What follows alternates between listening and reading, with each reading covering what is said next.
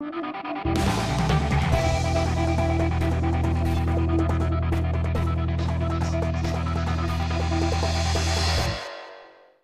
субботу, 15 июня, на Комсомольской площади состоялся чемпионат республики по силовому экстриму памяти Олега Шапранова.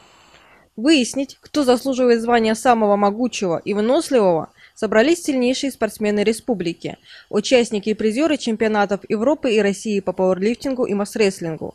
Всего было 5 участников, 4 из них – мастера спорта международного класса.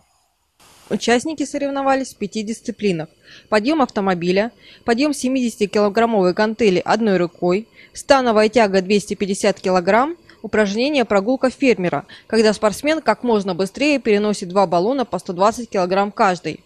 И 5-е упражнение – тяга автомобиля весом 2,5 тонны на время. По сумме баллов 5 упражнений первое место занял неоднократный победитель турнира по силовому экстриму Артур Лауэр. Ну, силовой экстрим – это элементарные вещи, то есть поднятие, та же самая тяжелая атлетика, пауэрлифтинг, да, только работаем с весами, привычные для зрителей, то есть машины всевозможные, большие баллоны, большие штанги, большие гантели. То есть это все делается для зрительского интереса.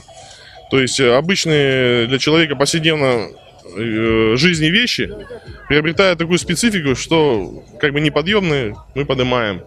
Проводим в 3-й раз этот силовой экстрим памяти нашего друга Олега Шапранова, основателя фитнес-лайфа клуба. Значит, все удалось, слава богу, без травм. Зрители довольны, то есть погода удалась. То есть спасибо нашему информационному спонсору, что все сейчас заснимет мой спорт. То есть постоянно с вами работаем, будем работать. 7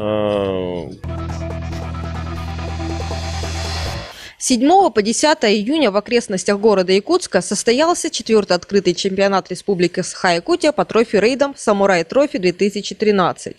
На чемпионат съехались 135 участников из Якутска, Покровска, Максоголоха, Намцев, Жатая, Ленска, Мирного, а также из Магадана.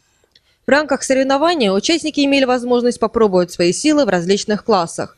На автомашинах в классе «Прото» – это суперподготовленный внедорожный монстр, «Спорт» – подготовленный автомобиль, или «Стандарт» – стоковый джип, а также на квадроцикле, мотоцикле класса «Эндуро», велосипеде или пешком. Победитель соревнований определится в скором времени методом суммирования очков по 3 этапам – джип-спринт, GPS-ориентирование, трофи-рейд.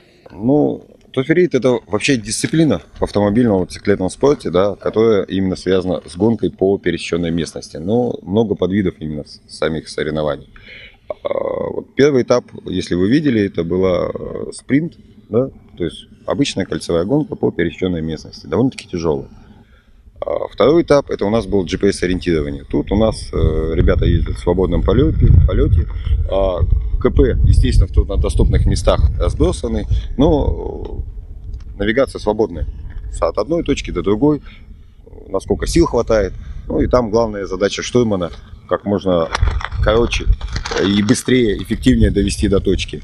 Что касается сегодняшнего этапа, заключительного 3-го, именно чистого трофи-рейда линейного, это самый сложный этап. Это вся линейка у нас где-то 140 километров по бездорожью, очень тяжело. То есть машина идет строго по линии, которую заложили организаторы, от точки до точки, берет точки. И как вы видите, здесь у нас с этого года немножко обновили, то есть более сделали реальный трофи-рейд, потому что по техническим средствам мы не можем обеспечить там, что как на Западе.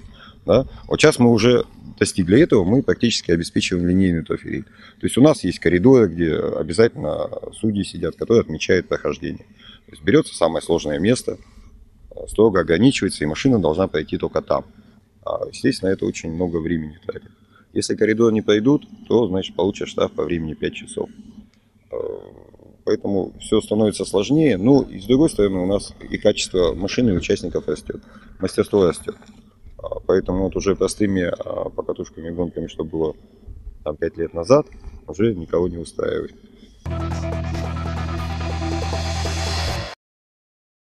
Наш корреспондент побывал в селе Черопча, где проходит подготовка к 19-й спартакиаде по национальным видам спорта «Игры Манчары».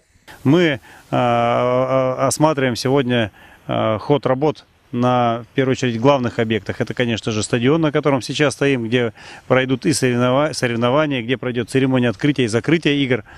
Здесь работы ведутся в соответствии с графиком. 25 числа здесь начнутся уже репетиции, церемонии открытия и закрытия.